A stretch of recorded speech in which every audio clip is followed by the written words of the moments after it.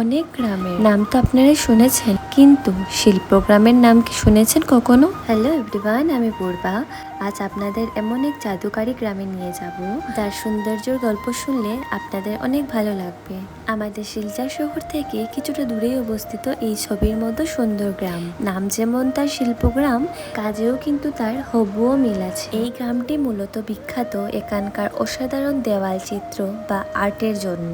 তবে শুধু গ্রামের রূপ নয়, এখানকার মানুষের ব্যবহার এবং মুখের কথাবার্তাও ঠিক এই পরিবেশের মতোই মিষ্টি। গ্রামে ঢুকেই আমরা চলে গিয়েছিলাম এক দিদির বাড়িতে, আর তার মুখ থেকেই জানতে পারলাম এই গ্রামের কিছু কথা।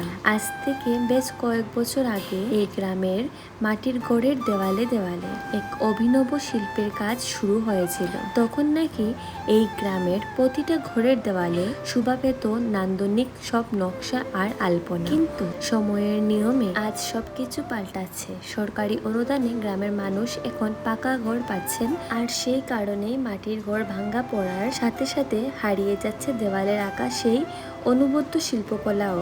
এখন পুরো গ্রামে মাত্র এক দুইটাই বাড়িতে এই ঐতিহাসিক শেষ চিহ্নটুকু টিকে রয়েছে। কিন্তু আশা করছি আমরা আগামীতে আরো দেখতে পাবো, কারণ শিল্প এমন একটা জিনিস যা কখনো হারিয়ে যায় না।